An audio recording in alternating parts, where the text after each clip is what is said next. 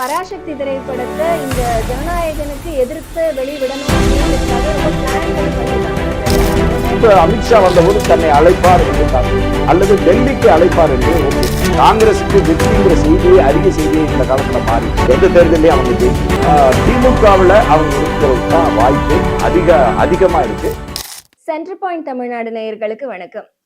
சமூக செயல்பாட்டாளர் சிபிச்சந்திர அவர்கள் நம்ம சேனலுக்காக நிறைய தகவல்களை நம்மளோட பகிர்ந்துக்கிட்டு வராங்க. அந்த வரிசையில இன்னைக்கு நிறைய தகவல்களை பகிர்ந்துக்க இருக்காங்க.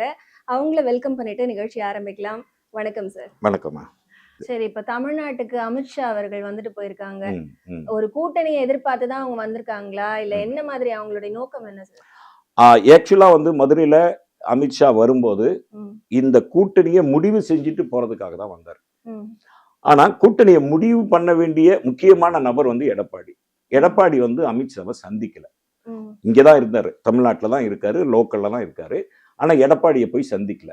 ஏன்னா உளவுத்துறை அமித்ஷாக்கு கொடுத்திருக்கிற ரிப்போர்ட் என்னன்னா, திமுக மேல இங்க ஒரு பெரிய எதிர்ப்பு அலை இல்லை.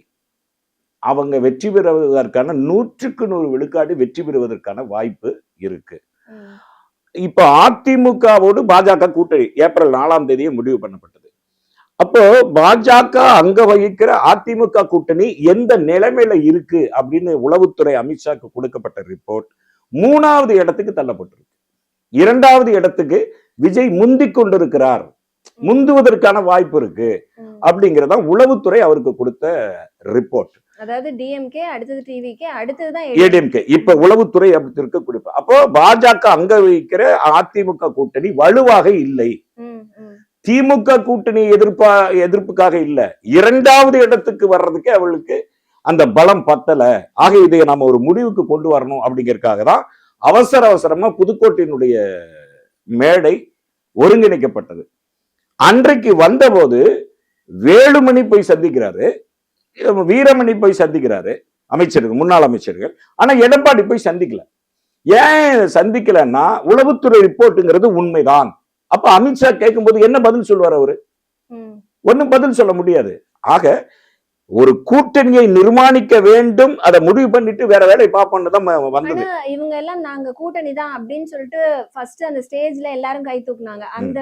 அந்த ஸ்டேஜ்லயே கூட இவங்களுக்குள்ள ஒரு சின்ன முரண்பாடுகள்.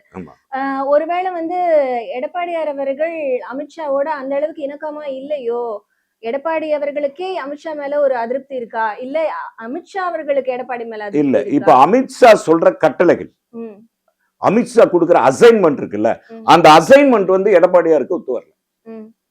இப்ப அமித்ஷா சொல்ற அசைன்மெண்ட் என்ன? டிடிவியை உள்ள கொண்டு வரணுங்கிறாரு, ஓபிஎஸ் உள்ள கொண்டு வரணுங்கிறாரு, சசிகலாவை உள்ள கொண்டு வரணுங்கிறாரு. இது எடப்பாடியாருக்கு இதுல உடன்பாடு இல்லை. அதனால போய் சந்திக்கல. அந்த கோபத்துலதான் டெல்லி போய் இறங்கணும்னா பியூஷ் கோயலை கூப்பிட்டு உடனடியா வர சொல்லுங்க, எடப்பாடியை வர சொல்லுங்கன்னு ஆர்டர் போட்டது. அரசியல் ரீதியான ஆர்டர். இந்த ரெண்டும் ஒரே சமயத்துல நடக்குது பாருங்க. ஒண்ணு எடப்பாடிக்கு அரசியல் ரீதியான ஆர்டர், விஜய்க்கு சிபிஐ ரீதியான ஆர்டர். அப்ப 2 பேர்த்தையும் அங்க வர வைக்கிறாங்க. எடப்பாடி தனியா தான் போனாரு. அதுக்கு முந்தின நாள் வேலுமணி அமித்ஷாவை மீட் பண்ணிருக்காரு. மீட் பண்ணும்போது அமித்ஷா ரொம்ப கோபமாவே, நீங்க கட்சியை பலப்படுத்துவதற்கான எந்த முயற்சியும் பண்ணல, எங்களோட கூட்டணி சேர்ந்ததுக்கு அப்புறம் நீங்க இன்னும் பிற கட்சிகளை கொண்டு சேர்த்தல, உங்ககிட்ட இருக்கிற கட்சி வெளியே தான் போயிருக்கு, அப்ப நீங்க என்ன பலப்படுத்துறீங்கன்னு வேலுமணிட்டு கேட்கும்போது வேலுமணி இல்ல அவருக்கு, அதனால வேலுமணிக்கு அவருக்கு பதில் சொல்ல முடியல. ஏன்னா எந்த கட்சியும் போய் அதிமுக இணையல, நாங்க ஆதரவு கொடுக்கறேன்னு சொல்லல. பாஜக தான் நான் இணைஞ்சிருக்கேன் ஒழிய, அதுலயும் என்ன வேறுபாடு வருதுன்னா என்டிஏ கூட்டணி தான் ஆட்சி அமைக்கும்னு பேசுறாங்க. அதனாலதான் தமிழிசை என்ன பேசுறாங்க அன்னைக்கு புதுக்கோட்டையில, இலை துளிர்க்கிறதோ இல்லையோ தாமரை மலர்ந்தே தீருங்கிறாங்க. அப்ப பாஜகவை பொறுத்தவரை கூட்டணிக்கு நாங்க தான் தலைமை ஏற்கணுங்கிறதுல அவங்க தெளிவா இருக்காங்க. பாஜக நினைக்கிற மாதிரி இப்போ சசிகலா அவர்களையோ இல்ல டிடிவி தினகரன் அவர்களையோ ஓ பன்னீர்செல்வம் அவர்களையோ எல்லாரையும் கூட்டணியில இணைச்சுக்கிட்டாங்கன்னா ஏடிஎம்கே அதுவும் ஒரு வலுவான கட்சியா இருக்கும்னு அதுதான் சொல்றேன். இணைக்கிறது முதல் வேலை. இணைச்சதுக்கு அப்புறம் இவங்க எல்லாம் ஒற்றுமையா இருக்கணுங்கிறது 2வது வேலை. எந்த அளவுக்கு இருக்கும்? ஏன்னா இவ்வளவு பிளவுபட்டதுக்கு அப்புறம் எப்படி அதாவது டிடிவி எடப்பாடியார் அவ்வளவு விமர்சனம் பண்ணிருக்காரு, எடப்பாடியார் சசிகலாவை அவ்வளவு விமர்சனம் பண்ணிருக்காரு. அரசியல் இதெல்லாம் சாதாரண சகஜம்தான், சாதாரணம். ஆனா மக்கள் ஏத்துக்க மாட்டாங்க. மக்கள் ஏத்துக்குவாங்களா? இப்ப அரசியல் தலைவர்கள் பெருந்தன்மையோட கூட்டணிக்காக அல்லது பதவிக்காக கைகோர்த்துக்கலாம். ஆனா அடிமட்ட மக்கள் அப்படி இது பண்ணிக்க மாட்டாங்க. எத்தனை ஊர்கள்ல அடிச்சுக்கிட்டாங்க, அவங்க எப்படி மறுபடியும் தலைவர் ஒண்ணு சேர்ந்துட்டாங்க நம்மள ஒண்ணு சேர்ந்துருவான்னு சேர்ந்துக்குவாங்களா? அப்படி மைக்ரேட் ஆக மாட்டாங்க. அது மக்களுடைய மனநிலை. அதுக்கு அடுத்த நாள் சம்மன் வந்தோடனே எடப்பாடியை சந்திக்க போறதுக்கு முன்னாலதான் அமித்ஷா கூட்டணியை பலப்படுத்த நீங்க என்ன முயற்சி பண்ணிருக்கீங்க அப்படின்னு கேட்டா அதுக்கு பதில் சொல்றதுக்காகத்தான் அவசரமா அன்புமணியை கொண்டு வந்து இணைச்சு. இப்போ டெல்லிக்கு போகும்போது நான் அன்புமணியை கொண்டு வந்து இணைச்சிட்டோம், கூட்டணியை பலப்படுத்திட்டு இருக்கிறோம் அப்படிங்கிற ஒரு பதில அமித்ஷாவுக்கு எடப்பாடியார் சொல்றாரு. அப்ப அமித்ஷா வந்து விட்ட கட்டளை தான் டிடிவியை உள்ள கொண்டு வாங்க, ஓபிஎஸ் உள்ள கொண்டு வாங்கன்னு ஒரு கட்டளை பிடிக்கிறார். இதுல எடப்பாடியார் கட் அண்ட் ரைட்டா சொல்லிட்டாரு, டிடிவியை உள்ள கொண்டு வந்துடலாம், எப்படியாவது கொண்டு வந்துடும். அவர் கேட்கிற சீட்டு, அவரு டிடிவி என்ன டிமாண்ட் வச்சிருக்காரு, டிடிவியும் அமித்ஷா சந்திச்சார். அவர் என்ன டிமாண்ட் வச்சிருக்கிறார் அப்படின்னா, எங்களுக்கு இவ்வளவு சீட்டு 15 சீட்டு ராஜ்யசபை எம்பிங்கிறது கன்ஃபார்மா வேணும். ஒருவேளை அவர் எம்பியா போறதுக்காக திட்டம் இருக்கலாம், அதை கூட கொடுத்துடலாம், டிடிவி கொடுத்துடலாம். ஆனால் ஓபிஎஸ்ஐ ஒரு காலத்திலும் அதிமுக கொள்ள கொண்டு வர்றதுக்கு நான் சம்மதிக்க மாட்டேன்ங்கிறத கட் அண்ட் ரைட்டா எடப்பாடி சொல்லிட்டார். ஏன் சொல்றாரு அப்படின்னா, ஓபிஎஸ் உள்ள வந்தார்னா அவருக்குன்னு, ஏன்னா ஏற்கனவே அவரு முதல்வராக இருந்தவர். அம்மையார் வந்து ஒரு முதல்வர் பொறுப்பை ஓபிஎஸ்க்கும் கொடுத்து ஏறக்குறைய எடப்பாடியை விட சீனியர் அவரு. அப்ப அவர் வந்தால் அவருக்கென்று ஒரு குழு உருவாகும். மறுபடியும் அந்த குழுவை சரி பண்றதுக்கே எனக்கு நேரம் சரியா இருக்கும், அரசியல் பண்ண முடியாது. அதனால மத்த எல்லாத்துக்கும் ஒத்துக்கிறேன், ஓபிஎஸ் பிரதானமான தலைமை அவர்கிட்ட போயிடுமோன்னு பயப்படுறது அது வந்து அரசியல்ல அது நியாயமானதான். காங்கிரஸ் வந்து டிவிகே சைடா இல்ல டிஎம்கே சைடா அப்படின்றது மக்கள் மத்தியில இப்போ ஒரு சின்ன குழப்பமா அது ஏற்பட ஆரம்பிச்சிருக்கு சார். ஒரு மத்தியில வந்து இப்போ பிஜேபி தான் அவங்கள இயக்குறாங்கன்னு நம்ம கேள்விப்படுறோம் அரசல் புரசலா, இல்ல காங்கிரஸையும் போய் விஜய் அவர்கள் பாக்குறாங்க. இதை நம்ம எப்படி பாக்குறது, இது என்ன மாதிரியான சூழல்னு புரியல. அதாவது காங்கிரஸை பொறுத்தவரைமா தமிழ்நாட்டுல காங்கிரஸ் மேல இருக்கிற மிகப்பெரிய குற்றச்சாட்டு என்னன்னா, அவங்க தேர்தல் வந்தா மட்டும்தான் வேலை செய்யறாங்க, மற்ற நாட்கள்ல வந்து மக்கள் பிரச்சனை முன்னிறுத்தி போராடுறது இல்ல, இன்னும் கிராமத்து லெவல்ல அவங்களுக்கான கட்டமைப்பு இல்ல, இன்ஃப்ராஸ்ட்ரக்சர் இல்ல அப்படிங்கிறது காங்கிரஸ் மேல இருக்கிற மிகப்பெரிய குற்றச்சாட்டு. ஆனாலும் காங்கிரசினுடைய தலைமை இருக்கு இல்லையா, ராகுல் காந்தி தலைமை இருக்கு இல்லையா, அந்த தலைமை திமுகவோடு ரொம்ப நெருக்கமா இருக்கு. அது கார்கேவா இருக்கட்டும், சோனியா காந்தியா இருக்கட்டும், ராகுல் காந்தியா இருக்கட்டும், பிரியங்கா காந்தியா இருக்கட்டும், திமுக தலைமையோடு ரொம்ப நெருக்கமா இருக்காங்க. இப்போ கீழ் மட்டத்தில் இருக்கிற சில பேர், அதாவது மாணிக் தாக்கூர் போன்றவர்கள், திருச்சி வேலுச்சாமி போன்றவங்க எல்லாம் தங்களுக்கு ஒரு எம்எல்ஏ சீட்டு வேணுங்கிறதுக்காக தாவேக்கா போனா, இப்ப திமுக வந்து ஒரு 15ஓ 20ஓ அப்படிதான் அந்த கணக்கு இருக்கும். 12ல இருந்து 20க்குள்ளதான் திமுக கொடுக்கிற கணக்கு இருக்கும். ஆனா தாவேக்கா போனா ஒரு 30-40 வரைக்கும் டிமாண்ட் பண்ணலாம். ஒரு தேசிய கட்சியினுடைய தொடர்பு, எப்படி அதிமுகவுக்கு பாஜகங்கிற ஒரு தேசிய கட்சியினுடைய தொடர்பு இருக்கோ, அதே மாதிரி தாவேக்காவுக்கு ஒரு தேசிய கட்சியினுடைய தொடர்பும் இருந்தால் நல்லா இருக்கும் அப்படிங்கிறது சில தலைவர்கள் வந்து தாவேக்காவோடு போனா சரியா இருக்கும் அப்படின்னு பிரவீன் சக்கரவர்த்தி போன்றவர்கள் எல்லாம் போய் பேச்சுவார்த்தை நடத்தினது உண்மைதான். இவங்க சில எங்களுக்கு 60 சீட் வேணும்னா அவங்களும் கொடுக்க முன் வந்தது உண்மை. ஆனால் தாவேக்காவில் இருந்து அவங்களுக்கு கொடுக்கப்பட்டது என்னன்னா, நீங்க எங்ககிட்ட பேசுறீங்க, ஆனா தலைமை திமுகவோட நெருக்கமா இருக்கு, இது எதை நாங்க நம்புறது அப்படின்னு தாவேக்க தரப்புல இருந்து அவங்களுக்கு சொன்னாங்க.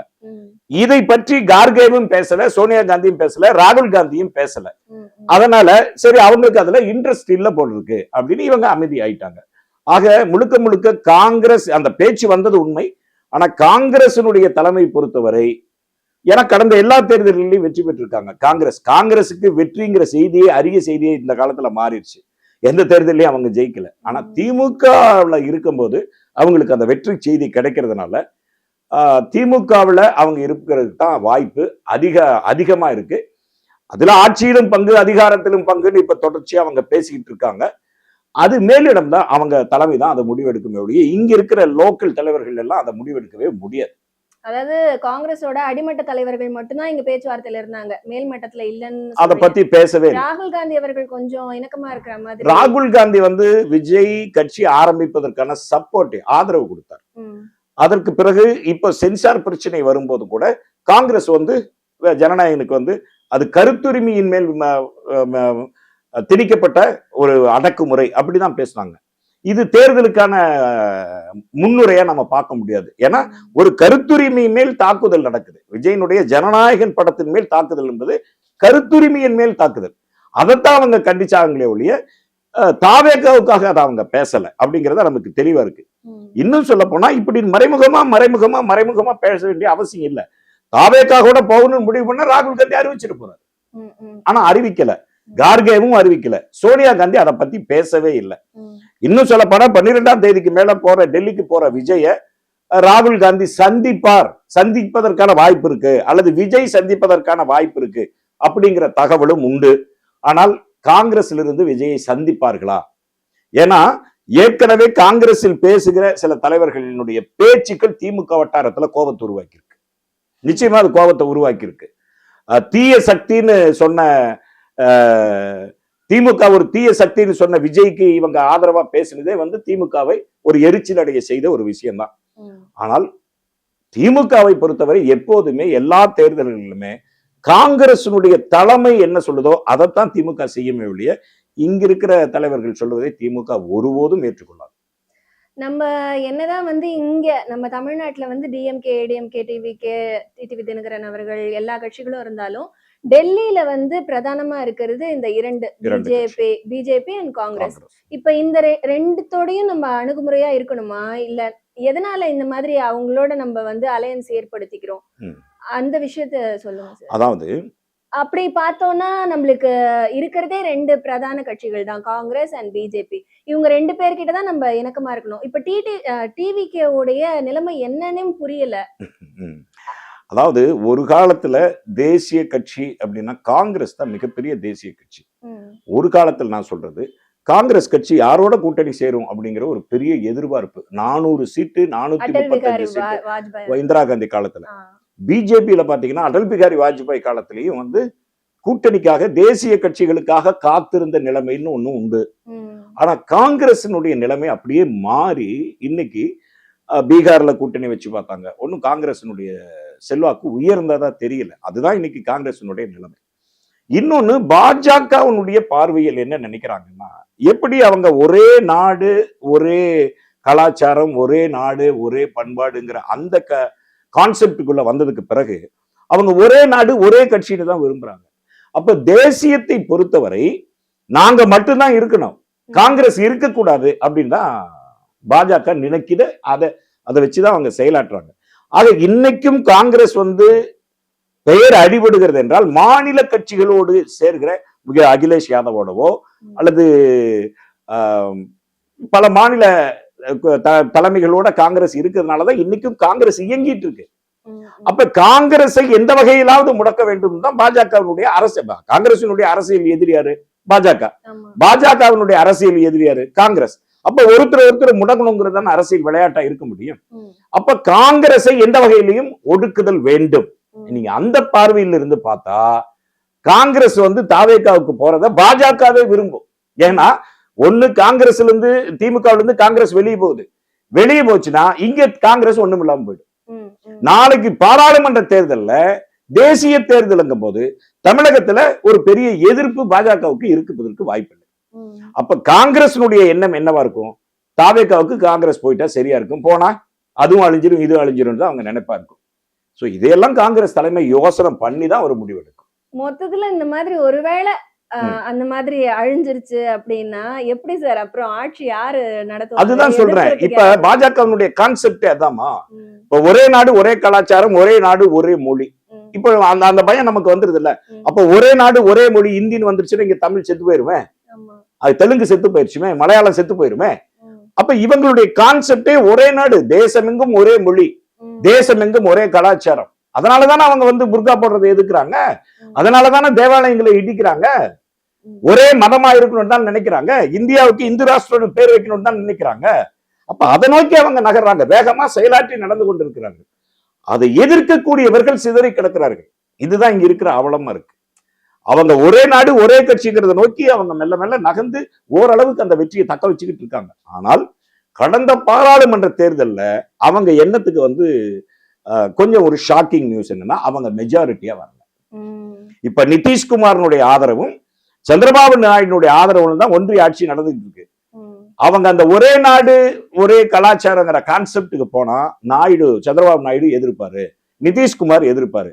ஆக அவங்கள போயிட்டாங்கன்னா இவங்க மைனாரிட்டி. ஒருவேளை கடந்த பாராளுமன்ற தேர்தல்ல ஏற்கனவே இருந்த அதிக பெரும்பான்மையோடு வந்திருந்தால் இந்நேரம் இந்த நாட்டை இந்து ராஷ்டிரம்னு அறிவிச்சிருப்பாங்க.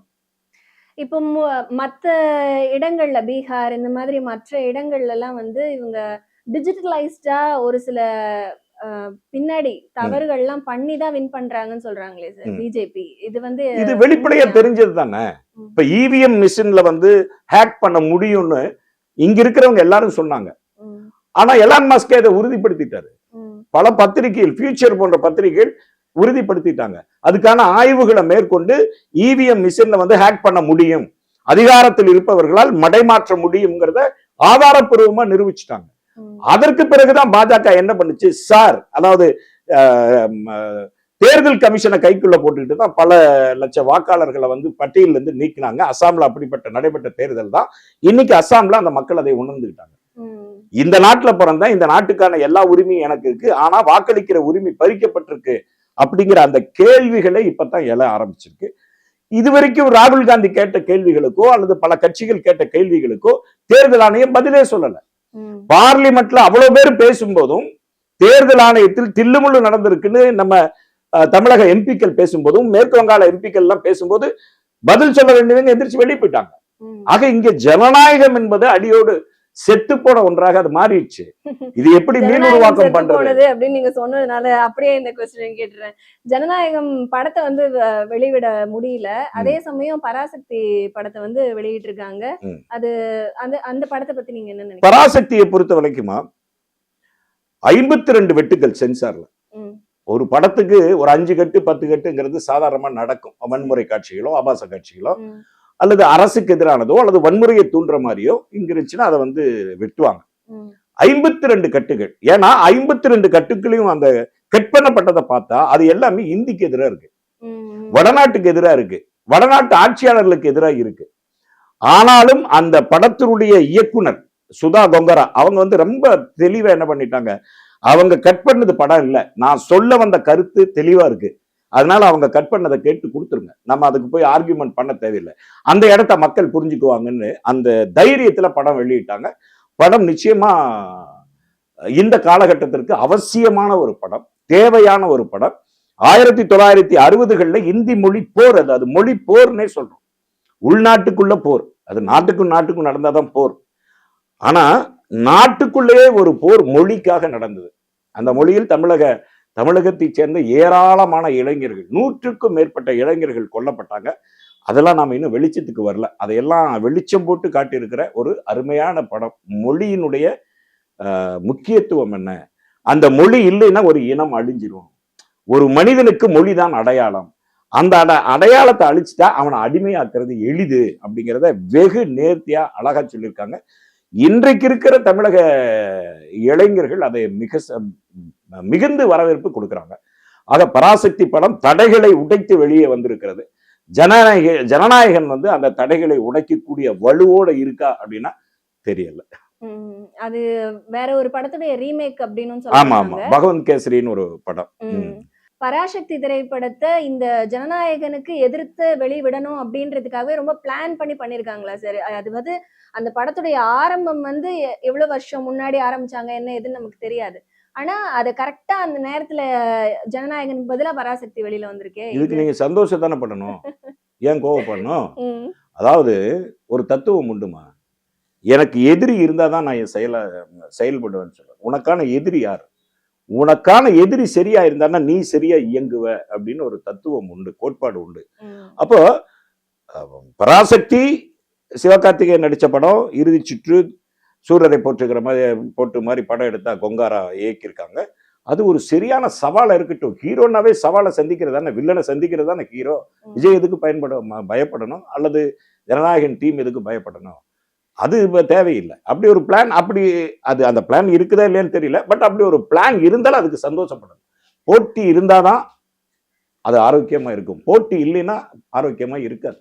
இந்த உங்களுடைய கூற்ற வந்து இதுக்கும் எடுத்துக்கலாமா சார்? ஏன்னா, எம்ஜிஆர் அவர்களுக்கு வந்து அவங்க அரசியலுக்கு வரும்போது, இதே மாதிரி தான் அவங்களுடைய படமும் ரிலீஸ் ஆகாம இருந்தது அப்டின்லாம் சொல்றாங்க. எல்லாத்துக்குமே தடை இருக்கும். தடை இல்லாம என்ன இருக்கும்? ம். அப்ப ஒவ்வொருத்தருக்கும் அரசியலுக்கு வருவதற்கான ஒரு காரணம் இருக்கும். ம். அந்த காரணம் வந்து ஆளுகின்ற ஒரு கட்சி ஒருத்தர் புதுசா வராங்கன்னா சில நெருக்கடிகள் கொடுக்கதான் செய்வாங்க. அதெல்லாம் உடைச்சிட்டு வர்றதுதானே. ஏன் அரசு மட்டும்தான் கொடுக்குமா? மக்கள் கொடுக்கறது இல்லையா? அதிகாரங்கள் கொடுக்கறது இல்லையா? அப்ப அரசு அதிகாரம் இந்த கேந்திரங்கள் எல்லாமே ஒரு பிகினர் அப்படிங்கும்போது அதுக்கு தடைகள் இருக்கத்தான் செய்யும். எல்லாத்துக்குமே இருக்கு. இன்டர்வியூங்கிறதா தானே. ஒரு ஒரு இடத்துக்கு வேலைக்கு போறோம். வேலைக்கு போகும்போது ஜம்முன்னு போய் சேர்ல உட்காந்துக்க முடியாது. அங்க தடைன்னு ஒண்ணு இருக்கும், இன்டர்வியூன்னு ஒண்ணு இருக்கும். அதுல வெற்றி பெற்றீங்கன்னா சேர்ல போய் உட்காரலாம். இது மாதிரியான தடைகளை சந்தித்து உடைத்து மேல வர்றதானே. இப்போ திராவிட முன்னேற்ற கழகம் தீகாவில இருந்து பிரிஞ்சு திராவிட முன்னேற்ற கழகம் ஆரம்பிச்ச உடனேயே ஜம்முன்னு வந்துருச்சா? எவ்வளவு தடைகள் இருந்தது? மதிமுக ஆரம்பிக்கும் போது எவ்வளவு தடைகள் இருந்தது? விடுதலை சிறுத்தைகள் ஆரம்பிக்கும் போது அதிகார வர்க்கம் எவ்வளவு கட்டளைகள், எவ்வளவு நிபந்தனைகள், எவ்வளவு அவதூறுகள், எவ்வளவு காழ்ப்புணர்ச்சிகள், எவ்வளவு அடக்குமுறைகள் இவ்வளவு இருந்தது இல்லையா? அதையெல்லாம் உடைச்சிட்டு மேல வர்றதுதான் அரசியல். அதுக்கே நம்ம தடுமாறினோம்னா நம்ம அரசியலுக்கு லாய்க்கிலேன்னு அர்த்தம். அப்ப அந்த 30 நாட்கள் விஜயோடைய அமைதி. அதான் சொல்றேன். அந்த அமைதி எல்லாம் தான் இப்ப ஒண்ணுமே இல்லை. இப்படி யோசனை பண்ணுங்களேன். இப்ப கரூர்ல ஒரு பெரும் துயரம் நடந்தது. ஒரு நல்ல தலைவனா அவர் கேரக்டர் நான் சொல்லல. ஒரு தலைவனா ஃபார்ம் ஆயிட்டு நீங்க என்ன பண்ணிருக்கணும்? அந்த 40 உயிர்கள் போன இடத்திலேயே நீங்க உட்கார்ந்து இருந்தீங்கன்னு வச்சுக்கல, இந்நேரம் விஜயனுடைய செல்வாக்கு எங்க போயிருக்கும்? ஆனா அவருடைய உயிருக்கே ஆபத்து இருந்ததுன்ற மாதிரி எல்லாம் திருச்சியில வந்து என்ன பண்ண போறாங்க? கரூர்ல இருந்து திருச்சியில போலாம். அந்த 40 உயிர்களுக்கு எனக்கு நீதி கிடைக்காம நம்ம எந்திரிக்க மாட்டேன்னு ஒரு இடத்துல உட்கார்ந்து இருக்கலாம். ஒரு மிகப்பெரிய பிரளயத்தை உண்டு பண்ணிருக்கலாம்ல. ஆனா அப்படி ஒரு வாய்ப்பை விஜய் நழுவு விட்டாரு. அங்கேயே அவருக்கு ஒரு தலைமைத்துவம் இல்லாம போயிடுச்சு. ஒரு ஆளுமை இல்லாம போயிடுச்சு. நம்மளா இருந்தாலும் 43 உயிர் செத்து விழுகும்போது நமக்கே ஒரு நடுக்கம் வந்துடும். நம்மளா இருந்தா. ஆனா ஒரு தலைவனா இருந்தா வருமா? அப்ப தலைமைக்குரிய பண்பை விஜய் வளர்த்தி கொள்ளவில்லை அப்படிங்கிறதுக்கு அந்த காட்சி தான் உதாரணம். அதுதான் உதாரணம். இப்ப இந்திரா காந்தி இருந்தாங்க.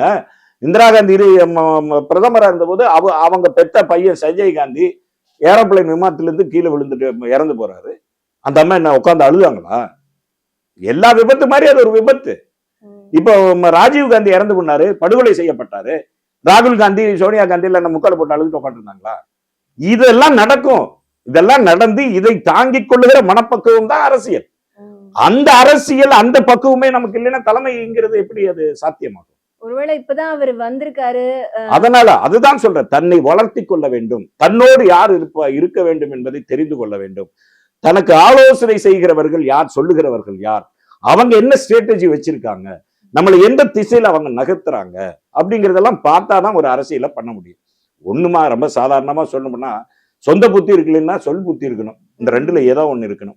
இதை தேர்ந்தெடுத்து சரியா வழி நடத்துபவன் தான் தலைவனாக இருக்க முடியும். அவங்க கட்சியில 2ஆம் கட்ட தலைவர்களே அவர் கரெக்டா சூஸ் பண்ணிருக்கிறாரான்றது ஒரு பெரிய கேள்வி. 2ஆம் கட்ட தலைவர்களை பொறுத்தவரை, தாவேக்கை பொறுத்தவரை எல்லாருமே RSS பின்புலத்திலிருந்து வந்தவர்கள்.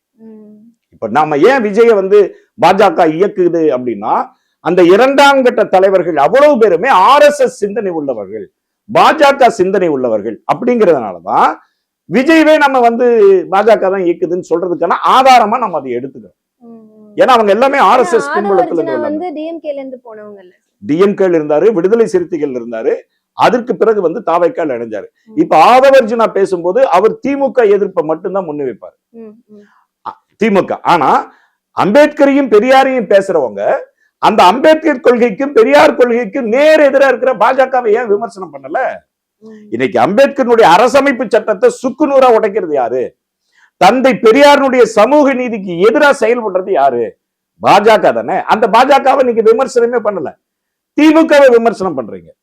ஆதவ் அர்ஜுன் பண்றாரு. நிர்மல்குமாரும் அருண்ராஜ் போன்றவர்களும் வந்து கொள்கை எதிரின்னு சொல்ற பாஜகவை கொள்கை எதிரியோட நிறுத்திக்கிறாங்க. எந்த கொள்கையை எதிர்க்கிறீங்க?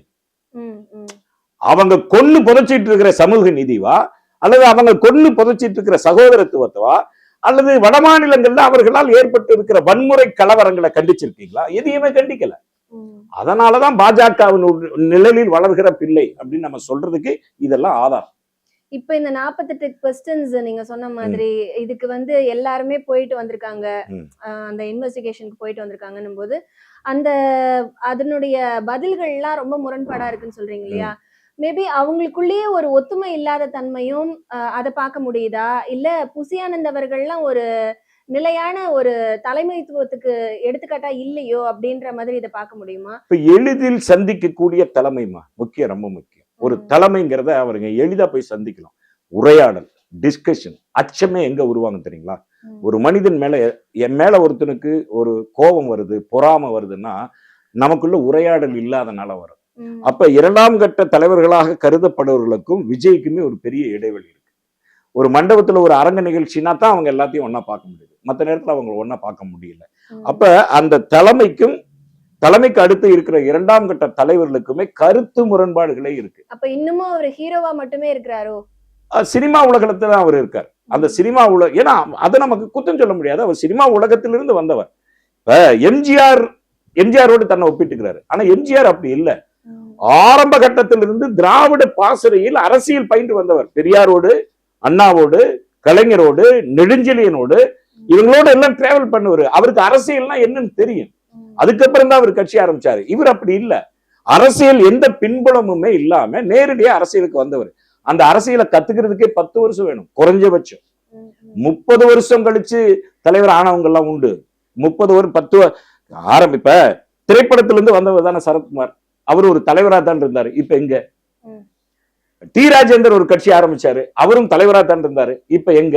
கே பாக்யராஜ் வந்து ஒரு கட்சி ஆரம்பிச்சாரு. இப்ப அந்த கட்சி எங்க? அவ்வளவு வேண்டாம். உலக நடிகர் என்று பாராட்டப்படுகிற நடிகர் திலகம் சிவாஜி கணேசன் கட்சி ஆரம்பிச்சாரு. என்ன ஆச்சு? ஏன்னா அவங்க நேரடியா சினிமாக்கு வந்துட்டாங்க. ஆனா எம்ஜிஆர் வந்து திராவிட பாசறையில் இருந்து திமுகவிலிருந்து அடிமட்ட தொண்டர்கள் வரை பழகி அரசியல் செல்வாக்கோடவும் சினிமா செல்வாக்கோடவும் இருந்ததுனாலதான் அவர் முதலமைச்சரானார். சினிமா செல்வாக்கு மட்டும்தான் விஜய்க்கு இருக்கு, அரசியல் செல்வாக்கு இல்ல. அதனால விஜய் எம்ஜிஆர் ஒப்பிட்டு பேசுவதே மிக தவறு, அது தப்பு. ஏடிஎம்கே சார், ஏடிஎம்கேல இப்ப எடப்பாடியார் அவர்கள் இந்த மாதிரி எல்லாரையுமே நம்ம சேர்த்துக்க முடியாது, அதாவது சசிகலா அவர்கள், டிடிவி தினகரன் அவர்கள், இப்ப இந்த சேர்த்துக்க முடியாதுன்னு சொன்னவங்க ஓபிஎஸ் அவர்கள், இவங்களுடைய நிலைமை எல்லாம் என்னவா இருக்கும்? இப்ப ஓபிஎஸ் பொறுத்தவரை கடைசியா வந்த தகவல் எப்படின்னா, இப்ப ஓபிஎஸ் கிட்ட இருந்த ஜேசிடி பிரபாகரன் தாவேக்காவுல போய் தன்னை இணைச்சுக்கிட்டார். மனோஜ் பாண்டியன் டிஎம்கேல போய் தன்னை இணைச்சுக்கிட்டார். இப்ப அமித்ஷா வந்த போது தன்னை அழைப்பார் என்று காத்திருந்தார், அல்லது டெல்லிக்கு அழைப்பார் என்று ஓபிஎஸ். ஆனால் தொடர்ந்து என்டிஏ கூட்டணியால் புறக்கணிக்கப்படுகிற ஒரு நபராக ஓபிஎஸ் மாறிட்டார். அப்ப ஓபிஎஸ் நிலைமை என்ன? அவரு மீட்பு உரிமை கழகம்னு ஒரு கழகம் வச்சிருக்கார். எனக்கு வெளியே வந்த தகவல் என்னன்னா, அவரு திமுகவோடு உடன்பாடு ஏற்பட்டிருப்பதற்கான அவ்வளவு வாய்ப்புகளும் இருக்கிறது. திமுகவில் ஏன்னா ஏற்கனவே அவர் முதல்வராக இருந்தவர். அப்ப அவருக்கான மரியாதை, அவர் ஆதரவுகளுக்கான சீட்டுகள் கொடுப்பதற்கான அவ்வளவு வாய்ப்பு வந்து அதிமுகவில் உருவாகி இருப்பதாக தகவல். ஆகவே திமுகவில் அப்ப ஓபிஎஸ் வந்து இப்போ செங்கோட்டையன் தாவேக்காவுக்கு போனாரு. தாவேக்காவுக்கு அவர் போய் கொடுத்திருக்கிற கொடுத்த அசைன்மெண்ட் என்னன்னா, டிடிவியும் ஓபிஎஸும் எப்படியாவது தாவேக்கா கொண்டு வந்துருவேன்னு சொன்னார். இது வரைக்கும் அது நடக்கல. அவங்க அதுல இன்ட்ரெஸ்ட் காட்டல. அப்ப டிடிவி எடப்பாடி ஒத்துக்கிட்டு அதிமுக என்டிஏ கூட்டணியில் சேர்த்துக் கொண்டாலும் எடப்பாடி நிச்சயமாக ஓபிஎஸ்ஐ ஒத்துக்கொள்ள மாட்டார் என்ற சூழ்நிலை வந்துருச்சு. அப்ப ஓபிஎஸ் தனியா களங்காண முடியாது. தாவேக்காவுக்கு போவாருன்னா தாவேக்காவுக்கு போக மாட்டார். ஏன்னா இவர் முதல்வராக இருந்தவர். ஒரு முதல்வராக இருந்துட்டு போய் ஒரு இடத்துல வந்து செங்கோட்டையன் மாதிரி உட்கார முடியாது. அப்ப என்ன பண்ணுவாருன்னா, தனக்கு எங்க மரியாதை கிடைக்குது. அப்படி பார்த்தா எடப்பாடியார் அவர்கள் கிட்ட நீங்க ஜாயின் பண்ணீங்கனாலும் இங்க எடப்பாடி அவர்கள் தான் முதலமைச்சர். இல்ல, எடப்பாடி தான் சேர்த்துக்க மாட்டாரு.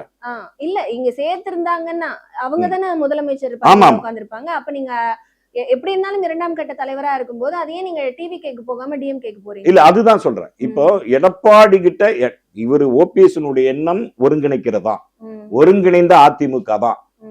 அந்த ஒருங்கிணைந்த அதிமுகவுல தனக்கு என்ன பதவியோ அதை சரி பண்ணிக்குவாங்க. ஆனா நீங்க இன்னொரு கட்சிக்கு போறீங்க. அதிமுகங்கிறது அவர் இயங்கின ஒரு கட்சி, அவர் எல்லாத்துக்கும் தெரியும். அப்ப அவருக்கான மரியாதை அங்க கிடைக்கும். தாவேக்காங்கிறது ஓபிஎஸ்ங்கிறவரு தாவேக்காவுக்கு புதுசு, அங்க இருக்கிற ரசிகர்களுக்கு புதுசு, விஜய்க்கே புதுசு. அப்ப அங்கே தனக்கு என்ன மரியாதை கிடைக்கும்? இப்ப ஏற்கனவே போன செங்கோட்டையனுக்கு என்ன மரியாதை அங்க கிடைக்குது? அதெல்லாம் ஓபிஎஸ்க்கு தெரியும் இல்லையா? அப்ப அரசியல் புரிதல், அரசியல் தெளிவு இருக்கிறவங்க யாரு அப்படின்னா திமுக. இன்றைக்கு கள நிலவரம் 2026 திமுக தான் ஜெயிக்கும், வெற்றி பெறும் அப்படிங்கிற நிலைமையும் இருக்கு. ஒரு பெரிய எதிர்ப்பலை எல்லாம் ஒண்ணு இல்லை. அப்ப நம்ம டிஎம்கே போயிடுறது நல்லது அப்படிங்கிற முடிவுக்கு தான் ஓபிஎஸ் வந்து விட்டார் அப்படிங்கறதான் செய்தி. அப்ப இவரும் செந்தில் பாலாஜி வரிசையில இருப்பாங்களா இல்ல இவங்களுடைய இல்ல நிலைமை அவருக்கு என்ன பொசிஷன் கொடுப்பாங்கங்கிறது அந்த கட்சி முடிவு பண்ணும். ஆனால் திமுகவுக்கு போவதற்கான 100 விழுக்காடு வாய்ப்பு இருக்கிறது. எப்படியும் நம்ம அரசியல்ல தான் இருக்கணும் இருக்கணும். அப்படின்ற ஒரு அந்த நிலைமை வந்துருச்சு. இதற்கு பாலமா இருந்து செயல்படுவர் மனோஜ் பாண்டியன். ஏற்கனவே திமுகவில் தன்னை இணைத்துக் கொண்ட மனோஜ் பாண்டியன் ஓபிஎஸ் ஆதரவாளர்களா இருக்கிறவங்க கூட இன்னைக்கு அவரோட இருக்கிறவங்க கூட திமுக போறது சரிதான் அப்படிங்கிற முடிவுக்கு தான் வந்திருக்காங்க. அப்புறம் ஏன் சார் செங்கோட்டையன் அவர்கள் அதாவது ஒரு இன்ஸ்டன்டா இந்த கட்சியில இருந்து பிரிஞ்ச உடனே டிவி கேக்கு போனதை நம்ம பார்க்க முடிஞ்சது. ஆமா. இல்ல அது ஒரு நீண்ட பேச்சுவார்த்தை தான். ஒரு நீண்ட பேச்சுவார்த்தை தான். பேச்சுவார்த்தைக்கு பிறகுதான் அங்க டிவி போனாரு. போகும்போது நான் ஓபிஎஸ் டிடிவி எல்லாம் கொண்டு வந்து நான் இணைப்பேன்னு சொன்னாரு. அதுக்கு சாத்தியக்கூறுகள் இல்லை போது தாவைக்காவிலேயே செங்கோட்டையன் புறக்கணிக்கப்படுறாரு. திருமதி சசிகலா அவர்களுடைய நிலைமை என்னவா இருக்கும்? சசிகலாவை பொறுத்தளவுக்கு டிடிவி என்ன முடிவு எடுக்கிறாரோ அந்த முடிவை சசிகலா ஏற்றுக்கொள்வார். அவர் ஒரு தனிப்பட்ட முடிவெல்லாம் எடுக்க முடியாது. இந்த எல்லா அரசியல் களத்துல சார் இவங்க பாட்டாளி மக்கள் கட்சியுடைய நிலைமை என்னன்னு தெரியல. அதாவது அப்பாக்கும் பையனுக்குமே ஒரு பெரிய முரண்பட்டு கட்சி பிளவாயிடுச்சு. இதுல ராமதாஸ் அவர்கள் தனித்து விடப்பட்டிருக்காங்க. இப்போ அன்புமணி ராமதாஸ்னு கூடவே சேர்ந்து நம்ம எல்லா நியூஸ் சேனல்லையும் பார்க்க முடியும். அந்த ஒரு அழகான பெயர் அன்புமணி அப்படின்றது மட்டும் தனியா போனதையும் நம்ம பார்க்க முடிஞ்சது. இதை பத்தி உங்களுடைய கருத்து சொல்லுங்க. அன்புமணி அவர்களை பொறுத்தவரை அவருக்கு ஏற்கனவே இருக்கிற வழக்கு இந்தூர் மெடிக்கல் காலேஜ் வழக்கு, அந்த வழக்குகளால் பாஜக கொடுத்த நிர்பந்தம், அந்த வழக்கு தீவிரமாச்சுன்னா அது சிறை வரைக்கும் போகணுங்கிற அவசரத்துல அதிமுகவில் போய் 17 சட்டசபை தொகுதிகளும் ஒரு ராஜ்யசபா சீட்டும் ஒதுக்கப்பட்டதாக தகவல் இருக்கு. இப்ப ஐயாவை பொறுத்தவரை ஐயாவினுடைய நடவடிக்கைகளை பார்க்கும்போது மிக தெளிவா சொல்லிட்டாரு, அன்புமணி பேசின அந்த கூட்டணி செல்லாது, அது உயர்நீதிமன்ற தீர்ப்புக்கு எதிரானது, அப்படி ஒரு முடிவெடுக்கக்கூடிய அதிகாரம் அன்புமணிக்கு கிடையவே கிடையாது. இது ஏற்கனவே சேலத்துல நடந்த பொதுக்குழு என்னை தான் தலைவரா தேர்ந்தெடுக்காங்க, உண்மையான பாமக நான் தான், அவர் இல்லை அப்படிங்கிறத அவர் தெளிவுபட்டாரு. இப்போ ராமதாசனுடைய நிலைமை என்ன ஆகும் அப்படின்னா, அவர் திமுகவுக்கு வருவதற்கான வாய்ப்பு நிறைய இருக்கு. அதற்காக பேசப்பட்டதும் உண்மை, தைலாபுரத்துல மீட்டிங் நடந்ததெல்லாம் உண்மைதான். ஆனால் திமுகவில் அதுக்கு ஒரு சிக்கல் இருக்கு. என்ன சிக்கல்னா, ஏற்கனவே 2-3 வருடங்களுக்கு முன்பாகவே திருமாவளவன் வெகு தெளிவா சொல்லிட்டாரு, பாஜக பாமக இருக்கிற இடத்தில் விடுதலை சிறுத்தைகள் இருக்காது, எங்களுக்கு தேர்தல் என்பது 2ஆம் பட்சம் தான், கொள்கை தான் முக்கியங்கிறத மிக தெளிவா சொல்லிட்டாரு. அப்ப திமுக ராமதாஸ் வேணுமா விடுதலை சிறுத்தைகள் வேணுமா அப்படின்னு ஒரு முடிவெடுக்கும் பட்சத்தில் இன்னைக்கு பாமக பிளவுபட்டு கிடக்கு. அவங்க ஒன்றாயிருந்த போதே தேர்தலில் ஜெயிக்கல, இப்ப பிளவுபட்டு கிடக்கு. அப்ப மருத்துவர் ராமதாஸ் அவர்களை சேர்த்துட்டா அது வெற்றி கிடைப்பதற்கான சாத்தியக்கூறு இருக்குமா? திருமாவளவனை இலக்க திமுக விரும்பாது. ஒருவேளை அதையும் கடந்து இது 2 பட்ட பாமக தானே, இப்ப மாம்பழ சின்னம் முடங்கி போயிடும், அது யாருக்கும் கிடைக்காது, அன்புமணிக்கும் கிடைக்காது, ஐயா ராமதாஸுக்கும் கிடைக்காது. அப்படிங்கிற பட்சத்தில் திமுக சின்னத்திலேயே நிற்பதற்கு மருத்துவர் ராமதாஸ் தயாராக இருந்தாலும் கூட, வரவேற்றாலும் கூட, திமுகவுக்கு இருக்கிற அச்சம் என்னன்னா, அந்த ராமதாஸ் வருகையை திருமாவளவன் ஒத்துக்கொண்டால் திருமாவளவன் கேட்கிற தொகுதி ஒரு 15-20 தொகுதியை சாதாரணமா கேட்கலாம். அப்ப ஏதோ ஒண்ணு திமுக ஒத்துக்கிட்டாகணும். அப்ப விடுதலை சிறுத்தைகளுக்கு 20 தொகுதி கொடுக்கிறோம், ராமதாஸை உள்ள சேர்த்துக்கலாமான் போது அது ஒரு உடன்பாட்டுக்கு வரலாம். அது ஒரு ஏன்னா தலைவர் என்ன முடிவெடுப்பாருன்னு யாருக்குமே தெரியாது. எழுச்சி தமிழரை பொறுத்தவரை அவர் எப்படி ஒரு தீர்க்கமான, ஏன்னா அவருக்கு அரசியல் பதவிங்கிறது 2ஆம் பட்சம் தான், அங்கீகரிக்கப்பட்ட ஒரு கட்சி. எங்களுக்கு இல்ல, அதுல எங்களுக்கு உடன்பாடு இல்லைன்னா நாங்க தனிச்சே நிக்கிறவனு கூட முடிவு எடுக்கலாம், அது அவருடைய தலைவர் எடுக்கிற முடிவு அது. ஆனா இன்றைய தேதியை பொறுத்தவரை திமுகவில் ஐக்கியமாக தான் மருத்துவர் ராமதாஸ் விரும்புகிறார். அதை திமுக ஏற்றுக்கொள்ளுகிறதா இல்லையா அப்படிங்கிறது இனி போகத்தான் தெரியும். இவ்வளவு நேரம் நிறைய தகவல்களை எங்களோட பகிர்ந்துகிட்டீங்க, ரொம்ப நன்றி சார். நன்றி. நேரத்திற்காக நன்றிமா, நன்றி. நடுநிலை தவறாத சென்டர் பாயிண்ட்.